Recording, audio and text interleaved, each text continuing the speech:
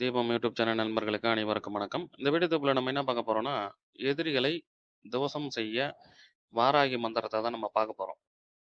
இந்த வாராகி மந்திரத்த நம்ம பார்க்கறதுக்கு முன்னாடி நம்ம சேனல சப்ஸ்கிரைப் பண்ணாதவங்க சப்ஸ்கிரைப் பண்ணுங்க. ஆல் என்ற பெல் ஐக்க கிளிக் பண்ணுங்க. லைக் பண்ணுங்க. ஃப்ரெண்ட்ஸ்க்கு ஷேர் பண்ணுங்க. தொடர்ந்து நம்ம சேனலுக்கு ஆதரவு குடுங்க. அப்பதான் நம்ம இன்னும் அடுத்தடுத்த வீடியோ நல்லதா பதிவிட முடியும். வீடியோவ முழுசா பாருங்க. ஸ்கிப் பண்ணாத பாருங்க. அப்பதான் நான் என்ன சொல்ல வரேன்றது உங்களுக்கு தெள்ள தெளிவா புரியுங்க. இப்போ வாங்க வீடியோக்குள்ள போலாம். இப்ப வந்து பார்த்தீங்கன்னா, எதிரிகள் தொல்லை அப்படின்னு பார்த்தீங்கன்னா, நெறைய ஊர்ல எல்லாமே ஊருக்கு ஊருக்கு இருக்குது. எல்லா குடும்பத்துங்களும் இருக்குது. வாசப்படி வாசப்படிக்கு எல்லாத்துக்குமே இருக்குது. எதிரிக தொல்லை. அந்த எதிரி தொல்லையிலிருந்து நம்ம விடுபடணும். இப்போ நேருக்கு நேர் எதிரில 2 வகையான எதிரிகள் இருப்பாங்க. இப்போ ஒண்ணு கூடவே இருந்து நம்மளுக்கு துரோகம் பண்ணக்கூடிய எதிரிகள். இல்ல நேருக்கு நேர் சண்டை போடுற எதிரிகள். இந்த மாரி நேருக்கு நேரு சண்டை போடுற எதிரிகள வந்து பார்த்தீங்கன்னா, நம்ம ஈஸியா ஜெயிச்சிடலாம். சரிங்களா? ஆனா, கண்ணுக்கே தெரியாம நம்ம கூடவே இருந்து, நம்ம சுத்தி இருக்கிற எல்லா விஷயங்களும் தெரிஞ்சுக்கின்னு, மறைமுகமா துரோகம் பண்ணி நம்ம குடும்பத்த வீழ்த்தக்கூடிய எதிரிகள வந்து நம்ம எப்படி தெரிஞ்சுக்க முடியும்? அப்போ அந்த கண்ணுக்கு தெரியாத எதிரிகள நம்ம வந்து ஜெயிக்கணும் அப்படின்னா, இந்த வாராகி துணியோட நீங்க இந்த நான் சொல்ற இந்த முறைய நீங்க ஃபாலோ பண்ணீங்கன்னா, நிச்சயம் உங்களுக்கு வந்து அந்த எதிரிகள் தொல்லை இருக்காது. எதிரிகள் தொல்லை இல்லாம இருக்கணுன்றதுக்காக நம்ம YouTubeல நெறைய வீடியோகள் போட்டிருக்கோம். இது ஒரு அருமையான வீடியோ. இது ரொம்ப ரொம்ப இது வந்து பார்த்தீங்கன்னா, பழைய காலத்து ஒரு முறை.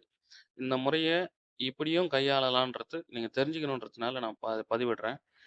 இது சைட் எஃபெக்ட் எதுவும் இல்ல. அதனால பயம் இல்லாம செய்யுங்க. நான் சொல்றத மட்டும் நீங்க அப்படியே ஃபாலோ பண்ணுங்க. சரிங்களா? ஃபாலோ பண்ணாலே போதும். உங்களுக்கு கண்ணுக்கு தெரியாத எதிரிக கொஞ்சம் கூட மிஞ்சி இருக்க மாட்டாங்க. அவங்கவங்க அவங்கவங்க வேலைய பார்த்துன்னு திருந்திருவாங்க. சரிங்களா? இது இப்ப வந்து பார்த்தீங்கன்னா, இப்ப அந்த ஸ்க்ரீன்ல தெரியுது பாருங்க. இதுதான் மந்திரம். வாராகியோட மந்திரம். இந்த மந்திரத்த நீங்க முதல்ல நல்லா மனப்பாடம் பண்ணுங்க. ஏன் நான் மனப்பாடம் பண்றேன், எல்லா வீடியோல சொல்ற மாரி, முதல்ல மந்திரத்துல ஒரு சின்ன பிழை ஏற்பட்டுச்சுன்னா கூட, நம்மளுக்கு அந்த நம்ம செய்யக்கூடிய அந்த பூஜை முறைகள் வந்து வேலை செய்யாது. ஏன்னா நெறைய பேர் மிஸ்டேக் அதுதான். இப்போ ஒரு 108 மந்திரம் இல்ல ஒரு 1008 மந்திரம் நம்ம சொல்றோம்னா, நம்ப அந்த செயலுக்கான குடுக்குறது அந்த மந்திரத்த குடுக்குறதுல தான் வேலை நடக்கும். இப்ப அப்படி சொல்லும்போது ஒரு 108 சொல்லிட்டேன், ஒரு 1000 சொல்லிட்டேன்.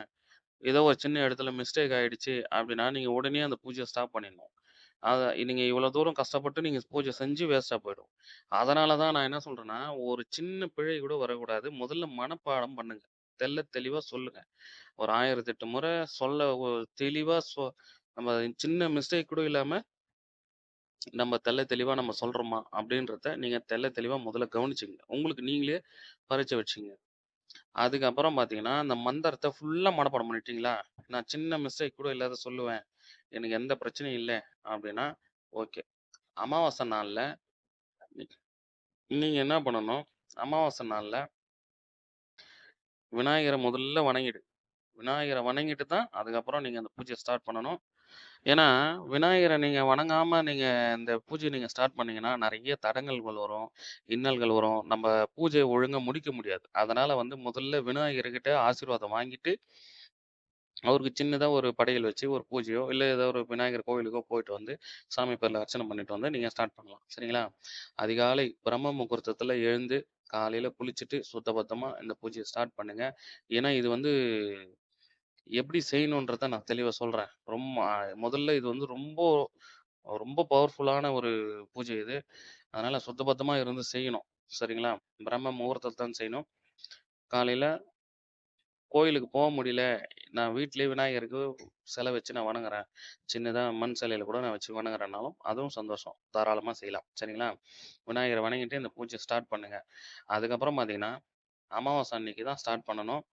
இந்த அமாவாசை அன்னைக்கு நீங்க ஸ்டார்ட் பண்ற நாள்ல யாருக்கும் எதுவும் பேசக்கூடாது. யார்கிட்டயும் சொல்லக்கூடாது. இந்த மாரி பூஜை செய்றேன் அப்படின்றத நீங்க சொல்லக்கூடாது. சரிங்களா? இப்ப இந்த அமாவாசை அன்னைக்கு காலையில கண் முழிச்சுட்டீங்க, குளிச்சுட்டீங்க, சுத்தபத்தமா ஆயிட்டீங்க. மந்திரங்கள மனப்பாடம் பண்ணியாச்சு.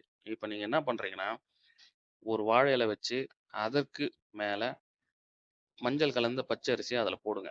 போட்டுட்டு கலசம் நம்ம கும்ப கலசம் வைப்போம்ல, அந்த மாரி வந்து கலசத்த ரெடி பண்ணிக்கங்க. கலசம் ரெடி பண்ணிக்கின்னு கலசத்த வச்சு, நீங்க அந்த பூஜைய நீங்க செய்யணும். ஏன் சொல்றேன்னா, கலசத்துல தான் அந்த தாய் வந்து சக்தி இறங்கும். அந்த தாயோட சக்தி அதில தான் இறங்கும். அதில இறங்கி தான் அந்த கலச தண்ணிய நம்ம வீடு ஃபுல்லா தெளிக்கணும். தெளிக்கும்போது தான் வந்து நம்மளுடைய எதிரிகள் வீட்டுக்கு ஏதாச்சும் நம்ம ஒரு செய்வின பிரச்சனையோ, இல்ல மாந்திரீக ரீதியாவோ, இல்ல தாந்திரிக மூலமாவோ ஏதோ ஒரு பிரச்சனைகள், தொல்லைகள் செஞ்சிருந்தாலும், அதில நம்ம விட்டு விலகி, அந்த எதிரிகள் செய்த எதிரிகளுக்கே திரும்பும். அதனால வந்து கலசத்த வச்சு கும்பிட வழிபடுங்க. கலசம்ன்றது வந்து ரொம்ப ரொம்ப முக்கியமான ஒரு பொருள் அது. கலசத்த வச்சு பாருங்க, வணங்குங்க. சரிங்களா? இப்ப கலசத்த வச்சுட்டீங்க. அதுக்கு மேல பிள்ளையார் துண்டு, பக்கத்துல மஞ்சள்ல ஒரு பிள்ளையார் பிடிச்சு வச்சுருங்க. அதுக்கு வந்து எருக்கம்பூவு இது வச்சுங்க. அப்புறம் எல்லா பூஜையிலயும் சொல்ற மாரி சேம் தான்.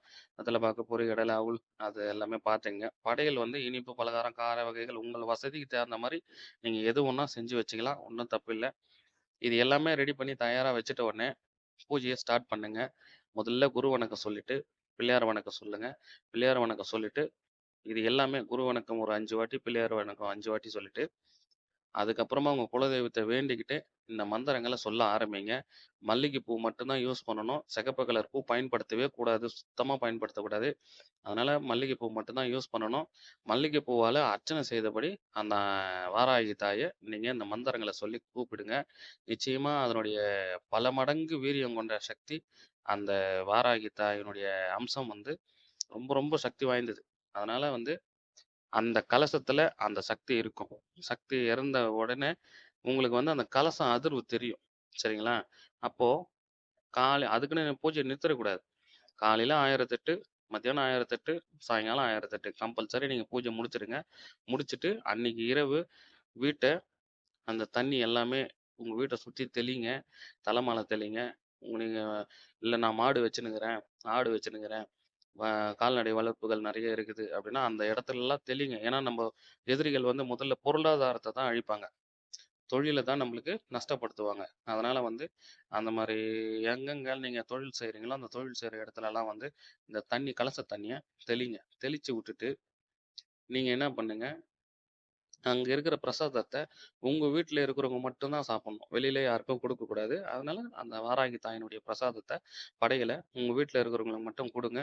குடுத்துட்டு, நீங்க மறுநாள் உங்களால முடிஞ்ச உதவிகள ஒரு 4 பேருக்கு, இல்ல ஒரு 5 பேருக்கோ, இல்ல சாப்பாடு இல்லாதவங்களுக்கு யாருக்காச்சும் சாப்பாடு வாங்கி குடுங்க. அந்த மாரி நீங்க செஞ்சீங்கன்னா, ரொம்ப ரொம்ப புண்ணியங்க.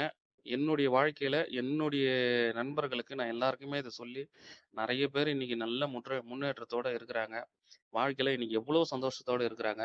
கஷ்டங்கள் வாழ்க்கையில எல்லாமே வரதான் செய்யும். எல்லா மனுஷனுக்கும். கஷ்டம் இல்லாத யாருக்குமே கிடையாது. எல்லாருக்கும் ஒரு சூழ்நிலையால கஷ்டங்கள் வரும். அந்த கஷ்டத்திலயும் கடவுள் நம்மள கைவிடாத நம்ம பத்திரமா நம்ம புடிச்சு நிக்கிறதுக்காக தான் இந்த பூஜைகள். அதனால நீங்க தொடர்ந்து ஆ கடவுள நம்புங்க. நிச்சயம் நல்லது நடக்கும். இப்ப நான் இந்த சொன்ன பூஜையினால நான் எப்படி சொன்னேனோ அப்படியே நீங்க செய்யுங்க. இதுல ஏதாச்சும் ஒரு டவுட் சொல்லாத மறந்துட்டு இருக்கலாம். இல்ல ஏதோ விட்டு போயிட்டேன்னா, உங்களுக்கு டவுட்டா இருந்தா WhatsAppல வாய்ஸ் மெசேஜ் போடுங்க. நான் பார்த்துட்டு உங்களுக்கு திருப்பி பதில் சொல்றேன். இன்னொன்னு வந்து இதை யாருக்கும் தவறா நீங்க செய்யக்கூடாது. ஏன் சொல்றேன்னா, இத நீங்க வந்து தவறா வந்து யூஸ் பண்ணிட்டீங்கன்னா, பிரச்சனைகள் ஆயிடும். அதனால வந்து யார் மனசுலயும் கெட்ட எண்ணங்களோட செய்யாதீங்க. நல்ல எண்ணத்தோட செய்யுங்க. சரிங்களா? இந்த இந்த வீடியோ உங்களுக்கு புடிச்சிருந்ததுன்னா, தொடர்ந்து நம்ம சேனலுக்கு ஆதரவு குடுங்க. அடுத்தடுத்த வீடியோ நல்லதா பதிவிடுறேன். அடுத்த வீடியோல சந்திப்போம். நன்றி. வணக்கம்.